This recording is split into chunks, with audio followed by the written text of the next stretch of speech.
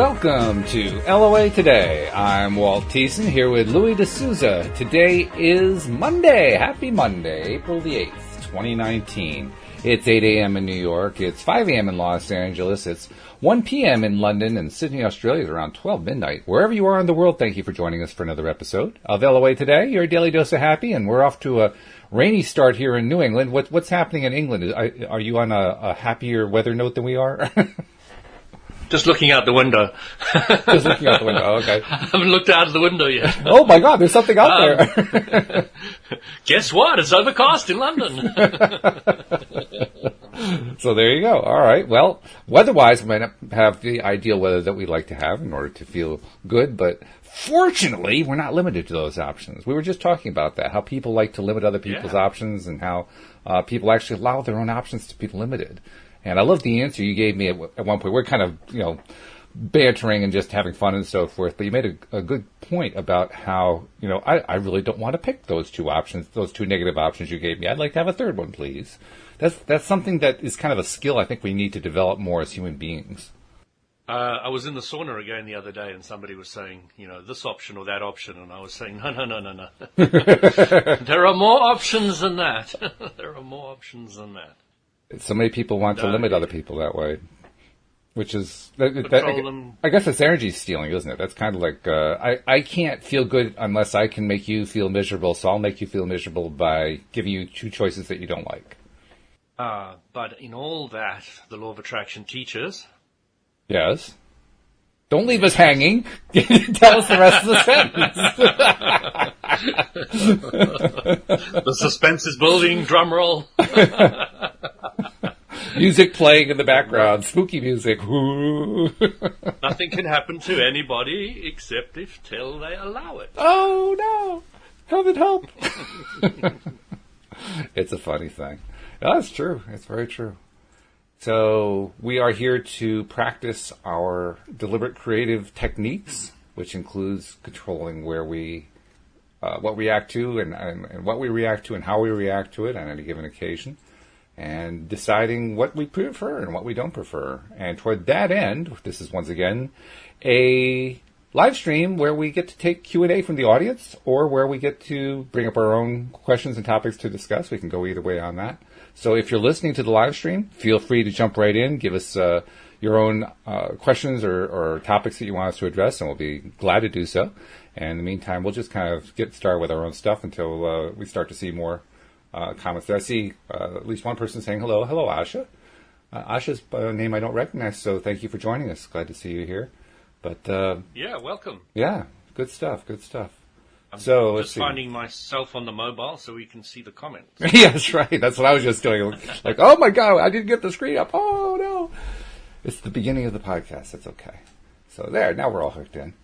So let's see. What do we talk about today? I always ask about what's going on the weekend, but that gets dull after a while. So we need something new, something exciting to talk about. You know what? Here's an interesting topic. You mentioned that it's kind of gray there in London. It's kind of gray and rainy here in New England.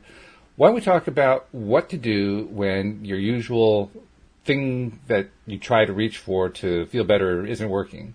What's your alternative? Do you have a backup plan? Where do you go to if your first attempt doesn't work? I get somebody to tickle me. That's not bad. That's good. See, it works well, doesn't it? It works beautifully, yeah. Backup plan, my little 3-year-old.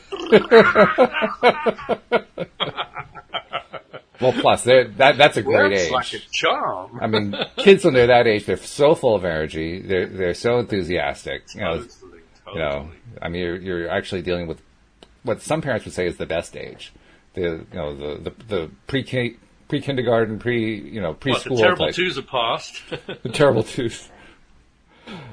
Have you ever figured out why they're called the terrible twos? I have a theory, but I don't really know. I have no idea because I never experienced any terrible twos. So yeah, I didn't quite understand it. People have made it up, and some people may manifest it because they're told they're going to have a terrible time at twos.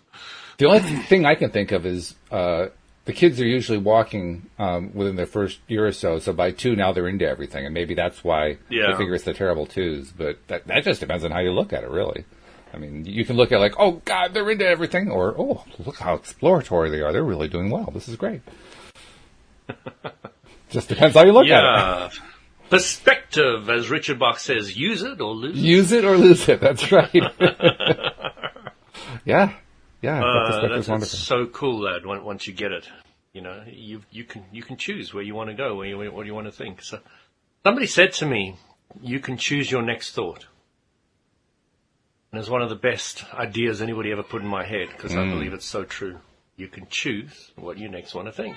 It's true. You can choose you're still in shit street, or you can choose that you're high, that something better is happening and you can focus on it. So you can just choose it. And if you can choose it, you can run with it. For me, the biggest thing was learning not so much that I could choose my thought. I was actually pretty good at that. For me, it was learning to believe that I could choose my own feeling. That's the one that I thought I had no control over at first. In fact, for many, many years, I thought I had no control over. And then when I did an experiment after learning about law of attraction to see if I really could influence and control my emotions and pick an emotion different from what the circumstance would normally drive me to do, and found that I could do it, it was eye-opening. It was like, wow, where have I been all these years? I mean, you can actually do this? Holy cow. And it wasn't like I made this big shift. It was a little tiny shift, because I was so ingrained into the idea of, well, I am always dependent upon what the current circumstance is for what I'm going to be feeling about something. Yeah. Yeah. And I had that habit so deeply ingrained that when I finally moved the needle, it moved about that much, about a millimeter. That's all it was. But it was enough. Because I didn't think it was possible until then. Walt, I've got a question for you. You said you can now control your feelings. Now, what helps you control your feelings? Well, thoughts certainly are a big part of that. But even more than that, it's about selecting a different, selecting a perspective that is not what I would typically have selected. See, the thing is, when you get into that pattern where you feel like you can't control your emotions, law of attraction delivers to you a pattern where you can't control your emotions. That becomes a self-reinforcing thing. So over time, every time that something happens, you have a default response. It's like, okay, this thing happens, and it's generally considered to be bad, so I will feel that it's bad, and therefore it is bad, and I will enjoy it as bad, which sounds really strange to say, but that's really what we would do, And so when you have that pattern going, you kind of get locked into it. Then when you finally do something, and in my case, it was simply going out and enjoying some nature in a particular way that my wife recommended. When I was doing that and found that I could move my emotion, what I was really doing was simply looking at nature in a new way. A way that was different from the way I had looked at it before. So previously, this was on one of my nature walks, or one of my walks through nature, I should say. And I would usually just walk through, and I'd kind of, there's trees, there's flowers, there's all that, there's animals, there's other vegetation. But she was saying, go in and really look close. Look at the flowers up close. Look at the pistil and stamen. Look at the shape of the leaves. Look at the way the trees are shaped. Look what's happening with them in the wind and all that. Look at the blueness of the sky and the sun and all that kind of stuff. And when I did that, I felt differently about it, and that's what surprised me. So what did I do? It's not like yes, I did think different thoughts, but I was used to thinking different thoughts. It was thinking different thoughts that I selected that would have a different perspective that would lead to a different emotion. That's what was new. Yeah. So there's my long-winded answer to your very short question. Well, what I was really trying to point out with that short question was that you control your emotions with your thoughts. Directly, that's true, yes. But bear in mind, like I was saying, I had a history of being able to select thoughts, but within the realm of as long as they don't shift the emotion. As long as they don't shift the emotion. Yeah. In other words, it was part of that pattern I was describing where I was always allowed to have any thought that I chose within the range of here's what the typical emotion to this situation should be. So I can think about that any way I want to as long as it comes out with that result. Now, this was not like a deliberate program I put into my subconscious mind. It's just that's what I had developed over time by default, by not thinking about it. But that's the way it had manifested. It had come out because I was good at coming up. I could come up with all kinds of stuff. My mind was creating all kinds of interesting things. I just wouldn't allow myself to feel the good ones if I was in a bad situation or a situation that's considered bad. I was very dependent upon how other people see a situation. Does that explain it? Yeah, you handed your power over to other people. Yes. You said, yeah, I want you to manipulate me. Boy, was I a sick puppy. We've all done it. We've all been there. We've all got that T-shirt. Mm-hmm. Oh, yes. So, I mean, that was my big Somebody thing. was saying to me on an online game I was playing, saying, you broke my heart. I said, my first reaction was, don't give me so much power. Yeah, right. My next reaction was, I'm the last person you should allow your heart to be broken by. Oh, there's all kinds of possible situations She there. said, if you want to know more, we can chat about it later. I said, no, I really don't want to talk about it at all.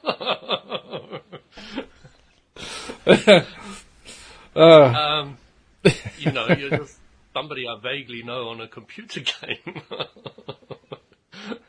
Not particularly interested in why you perceive I broke your heart. It's not my problem. This is where it gets really interesting because that's where you have somebody who I recognize that pattern. They're in a pattern where literally they give all of their emotional power to everybody else, like you were saying, and in so doing, they deny themselves even having the ability to control their own emotions, to decide what they're going to feel, to decide whether or not they're going to feel brokenhearted or they're going to feel stronger or whatever else they're going to feel out of a situation. No. It's got to be somebody else. It's got to be somebody else who makes me feel that way. It can't be me. That's where I was at. And so I know that emotion well. It's an emotion of helplessness. I mean, it is truly a helpless situation to feel.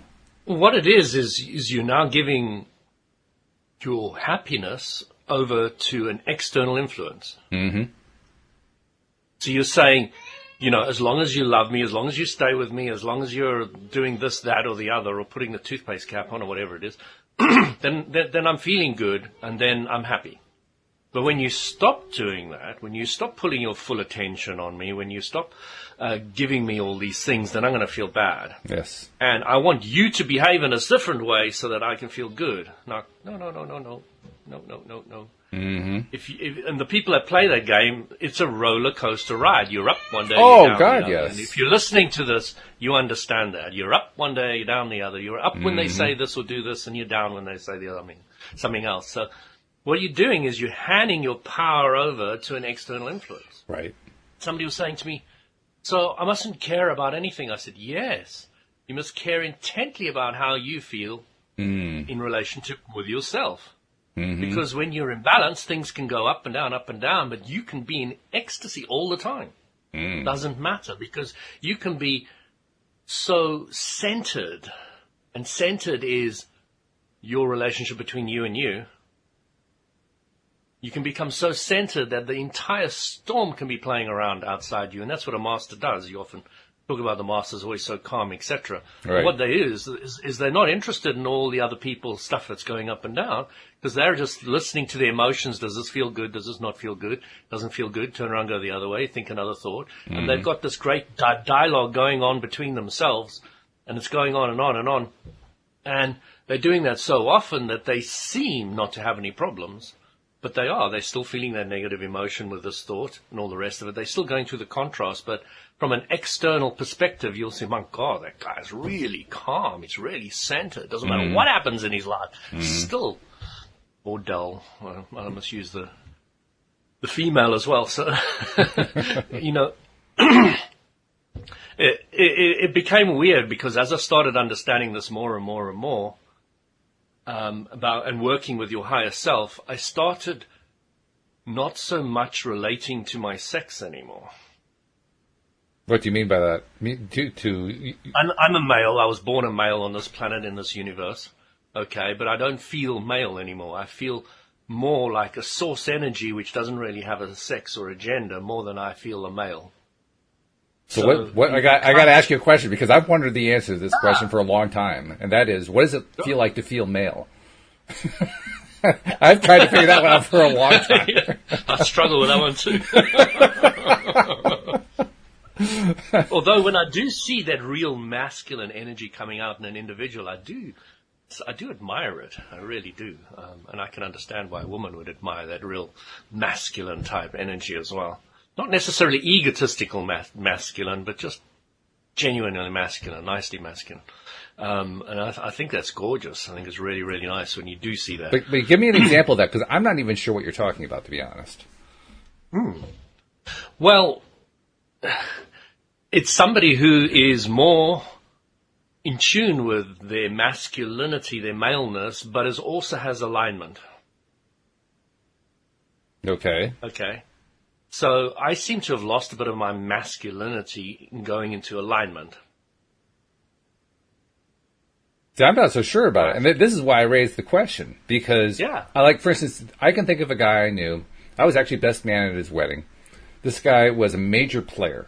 Just a major, major player. This guy would play women like crazy. And he was very confident.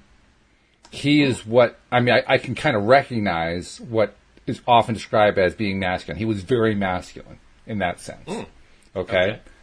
But when I look at it more closely, the guy was really insecure.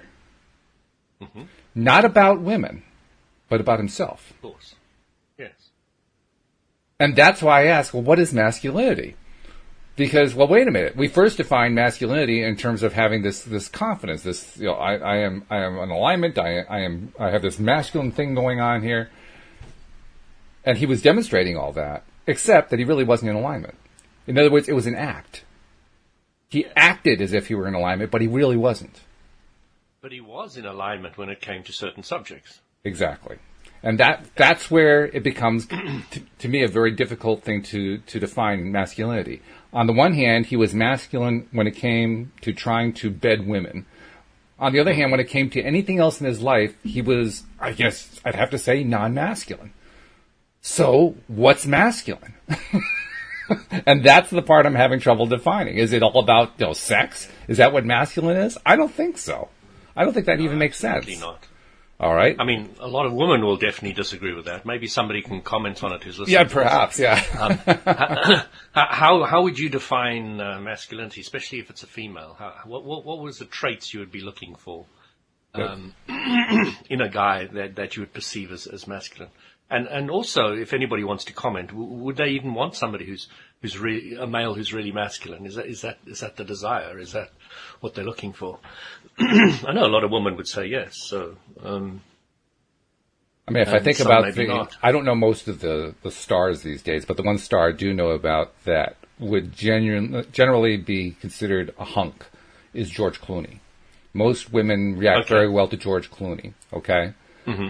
So I look at George Clooney, and well, first of all, I don't see a whole lot of that pseudo-masculinity that we've been talking about with him. I see a little bit sometimes. Some of the roles he plays, he tends to do that, but I think it's playing the role. But I look at him, and I don't really see that so much. What I see instead, for the most part, is someone who is a confident person who is also male. And that, to me, is probably where real masculinity is. But what is that? What is it about that makes that masculine? And I don't know what the answer is to that. And I think that's where my confusion comes from. What about that is masculine? Because if I look at it that way, then I would say I am masculine. I would say you are masculine. But we're just not typically masculine. We don't fit into the stereotype of masculinity. So what you find yourself doing is redefining words. Yeah. You start saying, okay, masculine equals this for me, and I don't really care what it means to other people. And when you're talking to people, you start selling your idea of what masculinity is. So. Well, Shelley's given us a definition. First she says she loves a confident man, then she says strong, good provider, good lover, fun, great dad, confident. Mm-hmm. Which I would agree with. That sounds right to me, except that that's not my friend Ron, who I knew many years ago. He was none of those things. But every woman I ever saw who came into the vicinity of the two of us when we were out talking or whatever would come up and hand them a piece of paper that had their phone number on it. Mm-hmm. You see, the challenge I have, Walt, is you see people So you're putting an advert in because you want a partner, be it Tinder or whatever it is. Okay. So you're saying, I'm looking for a confident man, somebody, what were the other comments there? Strong, good provider, good lover, fun, great dad. Okay. So good provider, good lover, etc. So you're putting things out there which you perceive are going to make you feel better. Mm-hmm. Okay. Now, if you need those to make you feel better, what that means is you're not a vibrational match to that yet, because you haven't raised yourself to that, because if you did, you wouldn't need that. Okay. And the law of attraction would then bring the right partner to you. Mm-hmm. You see how it's all completely reversed, how the law of attraction works. So when you have got the confidence, when you got the money, when you got this, when you got that, then you'll attract a similar type person. Mm-hmm. Because you don't need it anymore, and you've got no resistance to getting it. Mm-hmm. Zip. So it's always interesting to me when somebody's looking for a partner and they put out these ads of these are the things that they want in a partner. Because what they're saying is they're going to make me feel good. And the problem with that is it's going to be a temporary roller coaster ride. Mm-hmm. And that's going to be quite unfulfilling. And then you get separation, divorce, blah, blah, blah, blah, blah, and not staying for long. But none of that's necessarily a problem, because you're growing through each experience. You're knowing what you don't want, have a great idea what you do want. But it's really important to grasp that even if it's only mentally, if you haven't got all the money, but you feel wealthy, you can attract the people easily.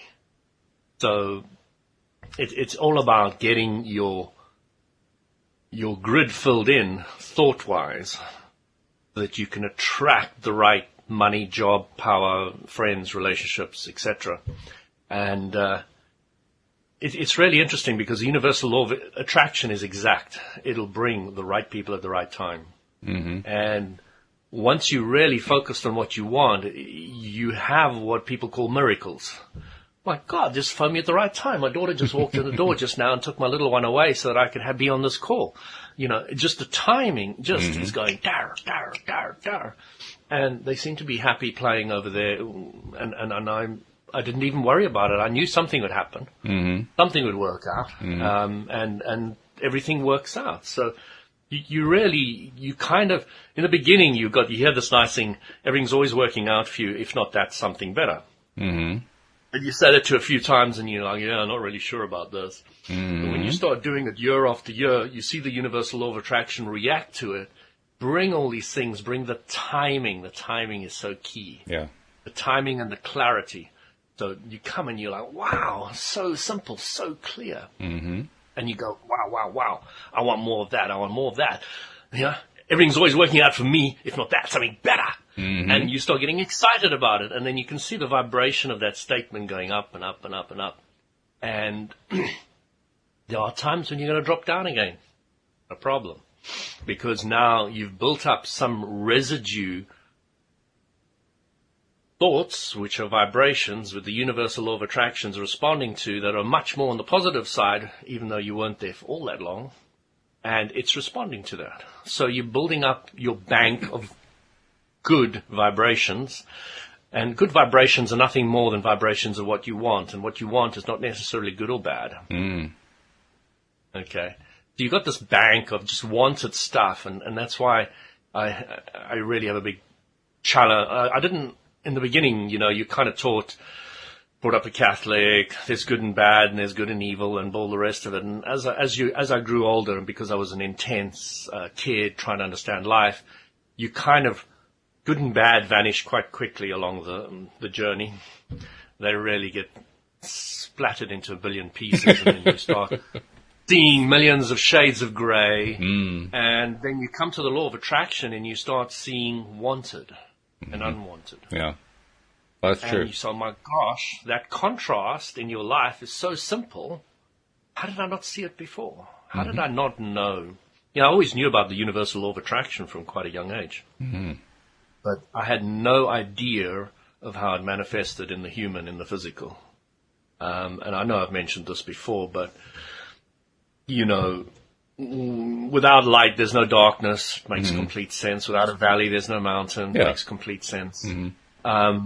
And I could understand in a theoretical world how the law of attraction works and how the duality of the physical universe works, but I never knew how it worked inside me. And when I started seeing wanted and unwanted, I was like, oh my gosh, and unwanted expands you to what you want. And that process, I was like, yeah, this is cool. Now I've got this big bank of what I want and I'm just milking it. With greater clarity, of course, I just bump around like everybody else now and again. And it really is a journey about building up that confidence, that vibration, the focus, mental focus on what you want, and things, and specifically timing and clarity. Those are the two things, well, I'm looking for. Everybody will be different. Timing and clarity to me are absolutely key. Yeah, it's quite fun.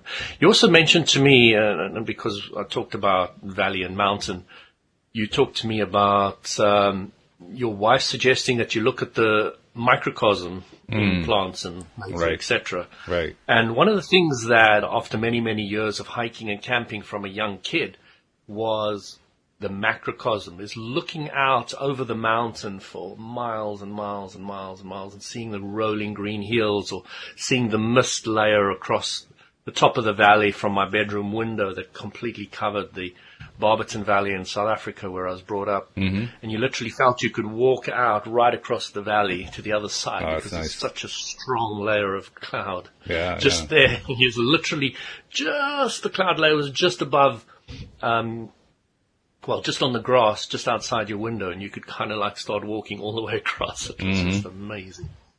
And I loved the distance. I could sit on top of a mountain and just look out over the view and just feel so at peace and so serene and so, I can breathe again, take a deep breath. And whenever you can take a deep breath, it means something's going right. Yeah. Something's going right. Because it means you're literally in that moment, you're releasing all the stress you've been building up lately. And for that moment, it's now going away. And you were able to do that. That's the cool part. Yeah. That's the Abraham Hicks statement where they said relief and release, relief and release, relief and release. So it becomes very clear after a while what stresses you. So the only thing that constricts the chest so that you can't breathe clearly is negative thinking. Nothing else does it. That's true. Okay. The negative thinking, take the muscles, because of the negative emotion and all the negative feeling you're getting from your higher self saying, don't think that, I'm giving you negative feeling, don't think that, it's not helping you. Then the muscles tighten up in the back, and then your chest constricts, and then you got these very shallow breaths. And I remember lying next to this girl when I was young, and I was on the floor, she was on the bed, and I was fast asleep, and I woke up in the middle of the night, and I looked at her, and I was watching her, and her face was towards me, and it looked like she wasn't breathing. I couldn't see or perceive any breath at all. I actually went and woke her up because I thought she was dead. Wow.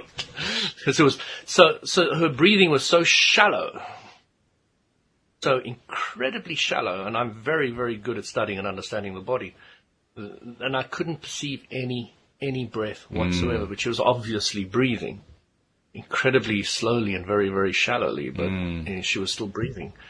But it's incredible, that individual I've noticed as well, has had a lot of thoughts which have caused challenges, which it's with most people. That restricts the chest. And have you ever noticed those aha moments? They open the chest. Okay. There's often a physical, there's always almost, sometimes clearer visible than others. Your mind thoughts manifest physically. And that's why many people can read a body like a book. There's many practitioners who can just look at you and say, I'm pretty good at doing that as well. Many people have said, how the heck do you know that? How do you know that about me? How do you know I've got, asthma. I said, well, I had it for many years. I see the signs. How do you know I'm myopic and wear glasses? I said, well, I've been myopic for most of my life. Right? Yeah, so, you can see things very, very clearly after a while once you get into them. And there's a lot of healers out there that really know a huge range of different types of ailments, of how the thought, and this is why I like Louise Hay's book, manifests physically. That's big stuff. Yeah. It is really good stuff. It's really, really good. Because once you see that, you can start taking, say, Louise Hay's statements and then say them again and again to yourself to help relieve a more specific vibration. So in other words, you can make general ones like everything and every day in every way is getting better and better. If not that, something better. But that's a very general statement. Yes, Right. it would work, but as soon as you're going to a specific problem, you can take the opposite vibration and then do a specific what you don't want to what you want, which can help you more specifically with that ailment, which I think Louise Hay's book is. I've seen my sister as an example. She's completely changed her life, that one book. Oh, that's fabulous. It's really good. Yeah, that's very cool. I want to go back to that friend of mine that I mentioned and just talk about something there. Because this is the guy who literally gave off this massive masculinity. Women were practically lining up to go to bed with him. I mean, it was the most amazing thing I'd ever seen in my life. But the guy was a fraud. Because all that stuff he was putting out really wasn't there. He had mastered the art of fake it till you make it without actually making it, without actually getting there, without getting to that confident place. But I would tend to disagree with you, Walt. Well, let me give you my evidence. Like I said, I was best man at his wedding, and he married this girl. She was gorgeous. She was a wonderful person, and so forth. And I know she was attracted to all of these perceived qualities of his, but the marriage lasted 6 months. And this was not the first time. Not surprising. That was the way it was with every relationship with him. None of his relationships would ever last. Because all of these signals he was putting out were false signals. He actually had a very good job. He was very good at earning money. He was just terrible at sharing any of it with his spouse or his girlfriend. He was actually, a confident man in some ways, but his confidence expressed itself as disdain when he was actually involved with somebody. What were some of the other good lover? I don't know whether he was a good lover. I've never asked about that. He was not a great dad. He actually did get involved with a woman who had a kid. That lasted about, I think it was 3 weeks, because he couldn't get along with the kid at all. I guess he was physically strong, so I guess in that way he qualified. But literally, he was putting out all these signals that were false signals. He had literally managed to become excellent at faking it. But he had never actually gotten to the point where it would become a part of him. He was always resisting the thing that he was trying to fake. And he did it beautifully, to the point where he could literally live the playboy life, but he couldn't get anything else out of life. And anybody who hooked up with him or who in any way tried to connect to him found that very quickly, all of it was a facade. It wasn't real. Now, Walt, I've got a question. Was he really looking for a long-term relationship? Or did it just manifest? No, I don't think he really. I don't think he really cared that much. But he put out. But the perspective, and I think this is the key word, the perspective that he gave to others, particularly to women, was yes, he was looking for it. See, he was giving them all the right answers. He just wasn't. He wasn't being honest about it. Okay. So there's a few things I perceive here. One is, you said he put out all the right signals. So what he was doing is he was verbally saying... And physically saying it. I mean, his body language was saying it. That he wanted a long-term relationship. He wanted a long-term relationship. He wanted to have the whole dream. He wanted to have all of it. And he didn't want to have any of it. And I think it was actually deliberate manipulation on his part, to be perfectly honest. I think he was doing it intentionally. No, that's fair enough. So when I look at anybody's life, no matter who it is or what they've done, I now just see it as somebody who wants to expand. And they're playing with their contrast. Yep. Okay. So I don't see him as good, bad, wrong, or indifferent. I now see him as an individual that is playing with these contrasts in the best way that they know how at the time. Mm-hmm. And what they were doing is they were putting out to the universe, and they probably from the guys got a lot of support from the, I'm good at being a Casanova. Mm-hmm. So he probably got a lot of, reinforcement from the guys saying, oh, that's tons. cool, I wish I was you, and blah, blah, blah, blah, blah, and all that kind of stuff. Yeah. So he had a very active vibration there, right, which was going out and coming back, going out and coming back. Now, a long-term relationship didn't fit that stronger active vibration, even though he may have wanted a longer-term relationship. But I don't think he did. I think it was pretty clear he did not. He didn't really. Yeah. But the manifestation proves he didn't. Well, plus also he said so. So I have some pretty good evidence. Yeah, that's good evidence too. It's that pretty means good. he came to recognize it clearly In himself. fact, when he asked me to be the best man at his wedding, I was shocked. I said to him, "You're getting married? Really?" Yeah. You probably had that quite often. Actually, I think he only married once, but I lost track of him shortly after that, so I don't know what happened afterward. But yeah. But my point is, he was putting out all these masculine signals, but he wasn't actually masculine. That's my point. He appeared masculine, but he wasn't, because in my view, masculinity means you actually embody those characteristics. You don't just put off a false signal about them. And yet he was perceived as being masculine. It's the perception. That's what I'm trying to get to. There's a difference between the perception of masculinity, in my view, and actual masculinity. In my view, he was not masculine. In my view, he was a coward. In my view, he had, sex was just something to do.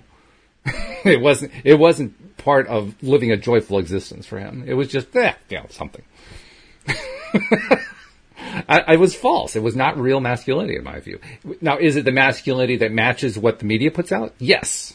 Absolutely yes. But is it real? I don't think so. And that's why I asked my original question. What the hell is masculinity? Because I think there are a whole lot of people who fake masculinity. Going back to the scenario, so when he puts out this vibration, to the universe responds accurately to it. Yes. Yes. So what I'm trying to say is that the girl who married him, for example, the one individual, was not looking at what was really being meant. Because the universe listens to what you mean. No doubt about it. Not what you say, okay? I mean, the first time I ever met her was on the day of the wedding. She was conning herself that this would work. That was the first day I ever met her, was the day of the wedding. I'd never met her before then. And it was clear to me that she was just as superficial as he was. She was responding to the superficial cues. She had not looked deeper at all. And so she was responding to that person. It doesn't take long in a relationship to hit the wall and see. Oh, yeah. Because when you're going I'm out surprised it took 6 months. When you're going out on your first date and all the rest of it, you're bringing your great archetypes to the table. Yes. Okay? You're bringing your knight in shining armor and your gallantness and all the brilliant things that you do well, and you're bringing those to the table. And then, of course, when you get married, your partner starts seeing all the other archetypes that are hidden in the closet that now come out. And that's why I love that Meet Joe Black movie, when he was speaking to death, the one guy was speaking to death, and he was talking about his relationship with his wife, and she says, he says to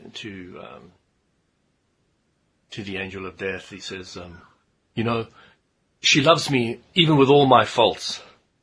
And the angel of death, which is played nicely by Brad Pitt, says, oh, what are those? He said, no, that's not one thing. That's a great dialogue piece there. But, that is how a good relationship is. When they know all your archetypes, everything's out of the closet, and the person still loves you, still likes you. And that's what it is, because the important thing to understand about any individual is they don't just sit in one subject. Right. We move around, and as we move around to different subjects, our emotions go, and as our emotions go up, everybody loves you. When your emotions go down, everybody wants to run away. Actually, I wanted to show you this, Walt. What's that? I thought it'd be great for the Universal Law of Attraction group to have a look at this and redefine it. Okay. I'm going to try and point it to the camera and see if we can get it. Oops. Can you read that? I see a cat, very urgent, missing something or other. I can't read what it says. Oh, missing. Yeah, okay. Sort of. I could understand it a All little right. bit. I'll read the rest. It says, please look out for him. He's very friendly and nosy, so might have wandered into a shed or garage and accidentally got locked in. We have 2 very sad children who are desperate to know where he is. If you see him, please call. We really miss him. Yeah. So I was wondering how somebody who is actively, consciously aware of the law of attraction would rewrite that. Oh, dramatically, I would think. Yeah. Yeah, well, I would even try, before I even tried to rewrite it, I think I'd sit down with the kids and explain to them how the law of attraction works and get them to decide on a different perspective and then write the new perspective. But what are you doing? They've put thousands of these around the neighborhood. Thousands, yeah. Okay? Yeah. So falling off walls and they're lying on the floor. Yeah. So I don't think most people realize, though. What you have is a great example there. I don't think they have any realization at all that what they're putting out there is, please, universe, keep our cat lost. Exactly. Yes. Exactly. Yeah. Do people understand that? Do they get that? No, I don't think so. Because if you're beginning the law of attraction, this might be a bit confusing. So I was thinking how I could rewrite it. So I was starting to look.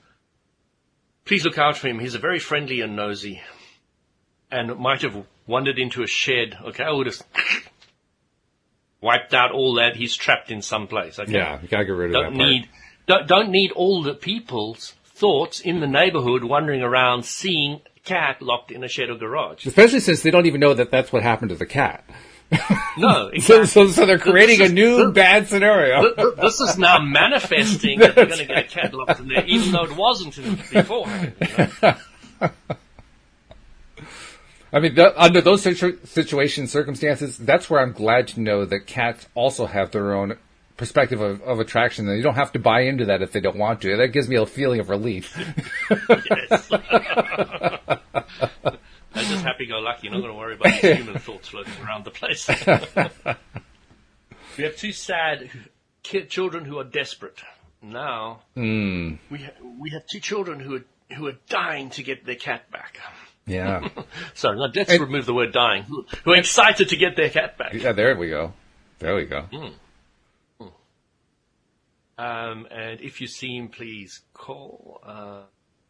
We really miss him. We you know, as I said, we're excited to get him back. Yeah. It'll be great if you spot him. There to you let us go. know. It's you know, all these kind of things. You know, you rewrite that and you get a completely different response. Yes. When I looked at that, I actually went, you know, and I specifically took a photo of it so that I could bring it here and show how it made me look because it was like, oh, those poor kids, and they're desperate to get their cat back.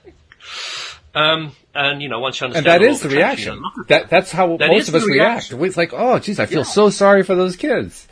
Oh, wait a minute, that's not the right thing to think if I want to help them. That's not what I must put out to the universal law of attraction if I want to get them back. That's right. Oh dear, wait a minute, hold on. The default behavior pattern, there it is again, that default behavior pattern that we're all supposed to follow because that's what society tells us we're supposed to do, is actually working contrary to the idea of getting the cat back. Yeah, completely. That's a great example, though. I like that one. Yeah.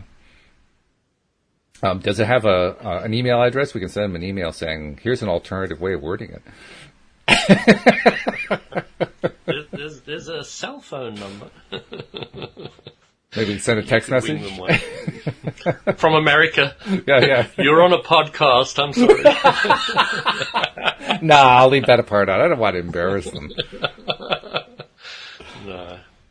It's interesting because I don't think in all the years I've seen cat posters, and I've seen a lot of them in this area. And dogs. There's a lot of people who've got cats. Not dogs, I've only seen we cats. see lots of missing dog posters around here.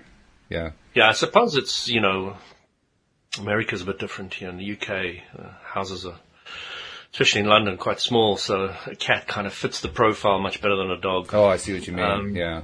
Well, but I've seen thousands of them, and I don't think I've ever seen a law of attraction friendly one ever. I've seen a couple that came close, but you're right. None that actually did a really great job. I mean, the one that I see most often, this is the one that drives me crazy. It isn't a poster. It's a television commercial for the American Society to Prevent Cruelty to Animals. Animals, yeah. Oh, God. And the entire commercial is all these very unhappy caged animals. If you're trying to pull your heartstrings and say, okay, give money because of that. And I'm thinking to myself, you got to be kidding. That's really the message you want to put out there? Let's have more animals unhappy, miserable in cages. That's what we're asking the universe to deliver to us. The SPCA guy came to my door trying to get me to put a subscription of money in. And I suppose you can gather what the kind of conversation went like between him and I. Let's just say he probably walked away very confused. He was running away. Poor guy. I was saying things like, why should I give money? Why are you focusing on... Your voice is getting so low that we're losing it, so you got to speak up a little bit. I said to him, why are you talking to me about all the cruelty and the pain and all the problems? Why aren't you talking to me about of how much you're helping and what you've done with all the cats and all the rest of it? And I said to him, extinction is going to happen, and maybe even the humans will be extinct one day, and it's just part of it. And you also find new species. Well, now there's a cheery thought, I have to say. Hey, another planet, another game. I'm happy. I mean, planet Earth.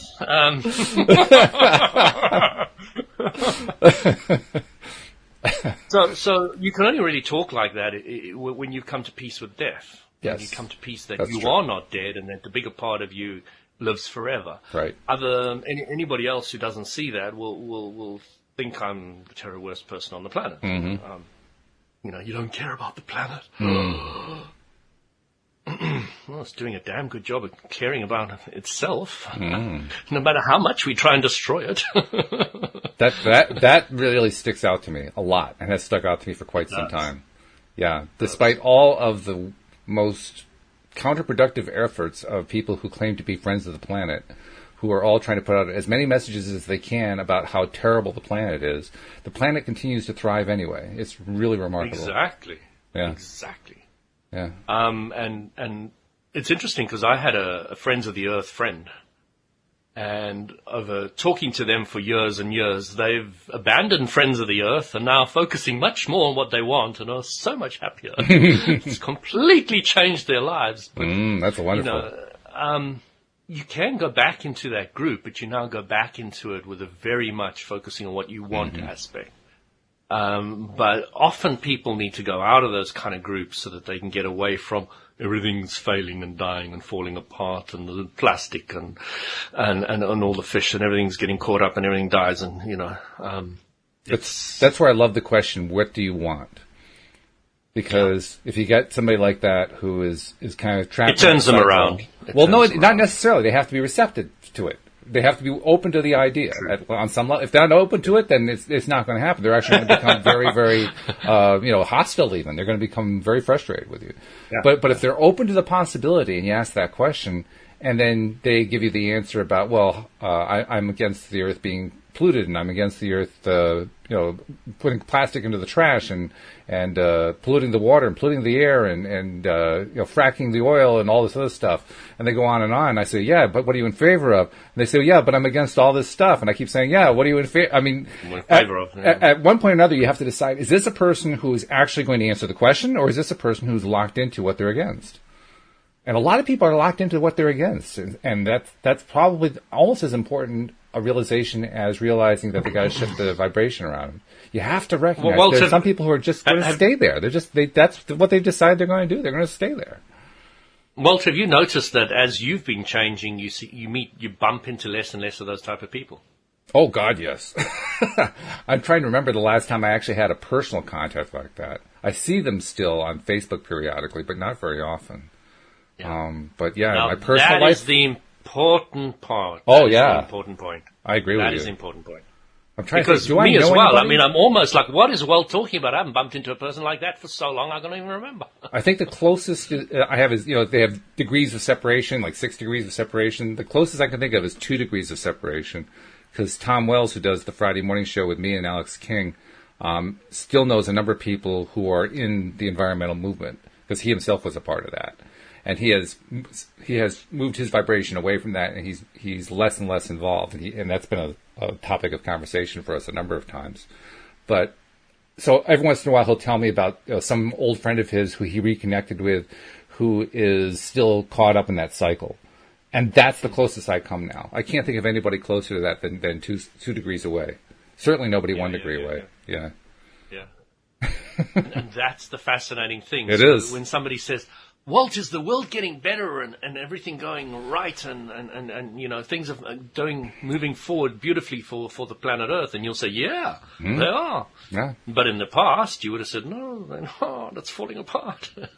Well, I'm not sure I would have said that. In the past, I think I would have just avoided the question, to be honest. I was never really a die-hard environmentalist. Because I'm not talking about environmental, but any aspect of it, political. Well, that part, yeah, I was totally roped in on that one. That one, I was like hook, line, and sinker. It doesn't have to be just about the planet. No, not at all. But that particular one, it's fallen apart about. That particular one, I didn't fall apart about. I fell apart on other things. Yeah. Interesting thing about that, and I'm curious to see if you've seen this. Dan Mangina is Steve Rowell's coach. Steve does the Tuesday morning and Thursday afternoon shows with me. He's from the UK also. And Dan's his coach. Dan stumbled upon something that apparently got started here in the US. It's a thing called Q Initiative. Have you heard of that? No. I just learned about it over the weekend. Basically, it's a group of people, including one who's an economist that I've known about for about 35 years, a professor at George Mason University. But there's a group of them, and they're trying to create an alternative currency. Kind of, sort of like a Bitcoin or a cryptocurrency, but it's not a cryptocurrency. Yeah. It's more like a default, what would you call it, a fiat currency. But one where they want to limit the growth of it so that it doesn't create an inflationary cycle, which was something that was really, really big for me for a long, long time. I was just so anti-inflationary cycles. And of course, I got more inflationary cycles as a result, but I didn't realize that at the time. And I've since been moving away from that. But nevertheless, I saw this thing because Dan put out a message that said, would you like some free money? And I thought, well, sure, yeah, sign me up. Where do I go? And a lot of people were signing up for it. Apparently what they're doing is they're rolling this thing out on kind of like a multi-level thing where, you bring 5 people in, and then those 5 people each bring 5 people in, and so forth. Until you have and then if you get in earlier, you get a larger allocation. If you go in later, you get a smaller allocation. But you still get allocation of this money that they're calling Q money, the letter Q, that they're planning to turn into an active, vibrant money supply. So I signed up for it over the weekend. I've got to find my 5 people. I haven't done that part yet, but I don't think I'm going to have too much trouble finding those 5 people. People like free money. But it was fascinating to me because so much of what we hear out there is about the negativity, and I myself was focused on negativity where money supply was concerned for a long, long time. I was very much, I wrote a book about it. I wrote a fictional book to explain to people how the money supply works. It was called The Money Suckers. Even the title of the book has this, it evokes this feeling of how horrible everything is, right? And most people don't. People buy that. But well, they didn't. It was not bought in small quantities. But the point that I'm making is I got worked up about this thing that other people don't even know about. But the fact is, most people don't even understand how the whole thing works, and they are so themselves caught up in their own monetary problems that when presented with something like this, the first reaction most people have is it must be a fraud. Which is understandable. I mean, there's a lot of the signals that are given to people that they receive that says if somebody is giving away money for free, when somebody's saying they're giving away something for nothing, it probably isn't what it seems like. And so we all kind of buy into that, right? So Dan was smart. Dan put it out to people who were on his list, so to speak, the people who were his LOA followers. So they were going to be more receptive to it. But you also go to some places where you see people putting it out who are not so selective, and the resistance is really interestingly high. well, that can't be real. You know, that's just going to be, that's one of those pyramid schemes. So here you have somebody who's actually giving away money. Now, the money supply actually hasn't turned into a vibrant economic good yet. That's what they're trying to do. They're trying to build up the number of people who are involved, and then they're going to take some steps to encourage people to start using it as currency. But it actually hasn't gotten there yet. So there's nothing they can really point to that says, well, this thing really is the next currency. This is going to be the next thing that's going to, help improve economic relations and all this other kind of stuff. And indeed, when I read their literature, the literature is really fascinating. The literature is all about it's about two things, actually. They get part of it right. A large portion of it is about how good this currency is going to be and how it's going to do these wonderful things, and we're going to have people are going to get wealthy doing this, and there's going to be a lot of good stuff to it.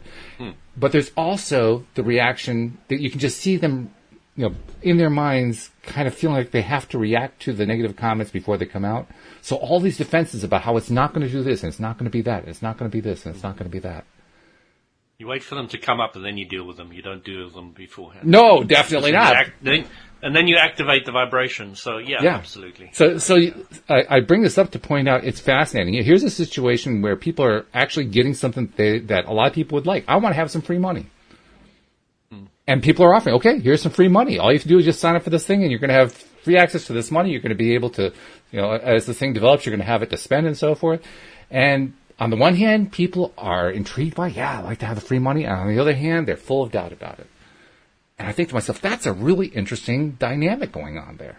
Because it's not just one thing. It's like a mixture of emotions going on. And I'm wondering, how is that going to play out? And I don't know the answer to that. It's going to be some mixture result. I don't know what the mixture result's going to be. But it's going to be something along that line. It's fascinating to watch. Yeah. Talking about network marketing very briefly, I don't know what percentage of America's money comes in from... They started a lot of these network marketings which have gone all around the world. Oh, yeah. A huge portion of money must be coming in from that, because I know from the network marketing I've been involved in, it's huge. So it's open in almost every country in the world. And it started in America, and all that money's being funneled back to a lot of people in America. Huge portion. And I reckon it's keeping the American economy afloat to a large degree, the network marketing. I don't know, I could be completely wrong. But it'd be interesting if somebody who's in the financial sector could actually even look into I think it actually, I think you'd be surprised what the result is there. And I say that because it's surprised which way? That it's not actually having the impact that you think it's having. Oh, okay. And the reason is, if you look at economics in terms of the two major kinds, macroeconomics, microeconomics. Macro is like... We got 1 minute left. Yeah, we got to be quick. That's true. So I got to do this in 30 seconds. Can I do economics in 30 seconds? Probably not. Well, I'll give it a shot. Really, in the simplest form, when you look at it on a macro level, all it takes is to have one big thing shift, and it looks like there's this massive shift in the economy. But most of that does not get down to the micro level. There are only a very, very small handful of people who are affected by that in a significant way on the micro level, which means most people aren't affected by it. They may see, actually, where some of those are concerned, they're more often to read in the news about how the local attorney general cracked down on that company for some sort of fraudulent practice than they are to actually see a positive result coming out of that money coming in. And I think it's basically the flaw of countries, the idea that a country experiences something. Countries don't experience anything. Individuals within the countries, communities of people who are on the same wavelength experience things. But countries as a whole don't experience anything. And that's an interesting phenomenon all by itself, because that's contrary to what most people think is actually going on. So. Yeah, that's discussion for another day. Yeah. Yeah, I think it probably is. Yeah, but that's right. We'll talk about that next Monday. Anyway, this has been good. Kind of free form, which has been fun, even though we didn't really have any questions from the audience. But hey, we got to explore masculinity. I don't think we've ever done that before. No, that's a new one. Good stuff. Hey, anything you want to share with people about stuff that's going on with you before we sign off? Not at the moment. Okay. For next week, yeah. But today, not at the moment. But I wish everybody a fantastic week and have a great time. Absolutely. And carpe diem and seize the day. Go out there and focus on what you want. Great advice. And we'll see you all next time here on LOA Today. Goodbye, everybody.